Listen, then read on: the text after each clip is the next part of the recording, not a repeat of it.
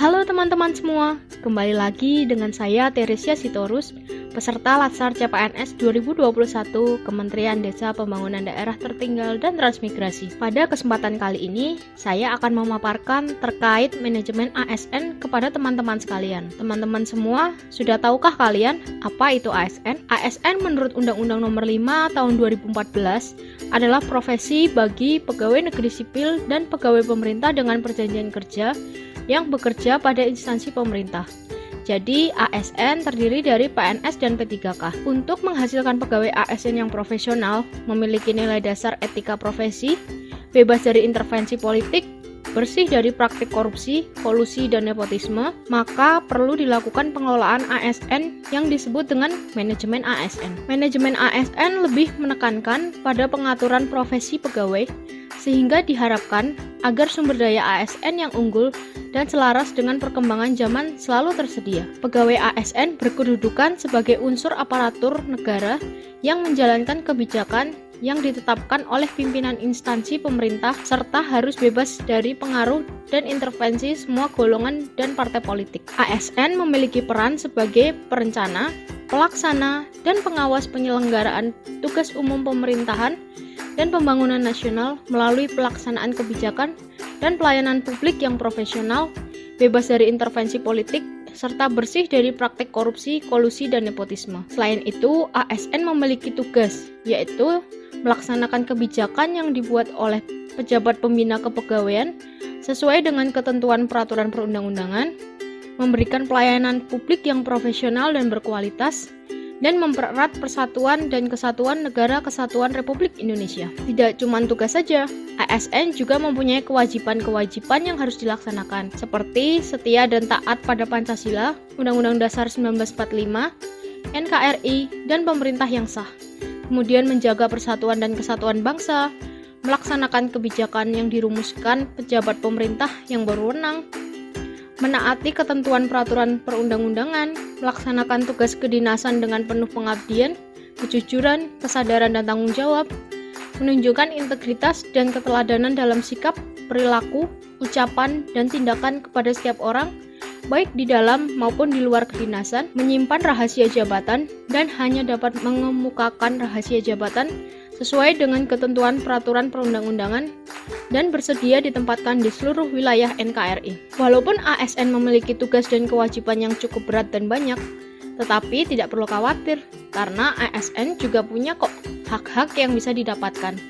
Untuk hak-hak yang diterima berupa gaji, tunjangan dan fasilitas, cuti, jaminan pensiun dan jaminan hari tua, perlindungan, dan pengembangan kompetensi bagi PNS. Untuk P3K, hak yang diperoleh hampir sama dengan PNS nih teman-teman. Yang membedakan hanyalah pada perolehan fasilitas dan jaminan pensiun serta jaminan hari tua. P3K tidak mendapatkan ketiga hal tersebut. Sebagai profesi, ASN bekerja dengan berlandaskan pada kode etik dan kode perilaku. Kode etik dan kode perilaku ASN diatur dalam Undang-Undang ASN yang menjadi acuan bagi para ASN dalam penyelenggaraan birokrasi pemerintah dan bertujuan untuk menjaga martabat dan kehormatan ASN. Sebagai ASN, tugas harus dilakukan dengan jujur, bertanggung jawab, berintegritas tinggi, cermat, dan sopan. Dalam melakukan pelayanan, harus dengan sikap hormat, sopan, dan tanpa tekanan, dan lainnya sesuai dengan peraturan yang berlaku. Dalam mengelola SDM, harus selalu berkaitan dengan tujuan dan sasaran organisasi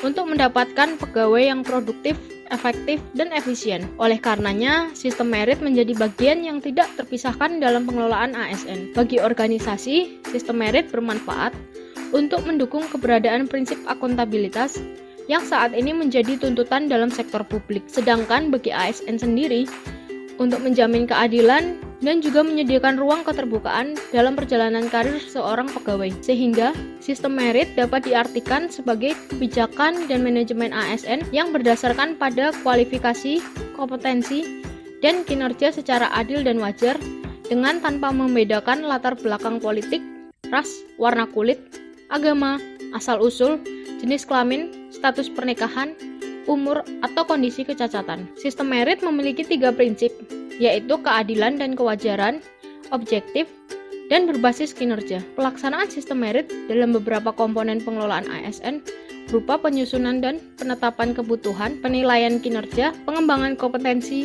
promosi, mutasi, dan penghargaan. Komisi Aparatur Sipil Negara dan Kemenpan RB merupakan kelembagaan dan jaminan sistem merit dalam pengelolaan ASN. Selanjutnya, kita akan mempelajari tentang mekanisme pengelolaan ASN.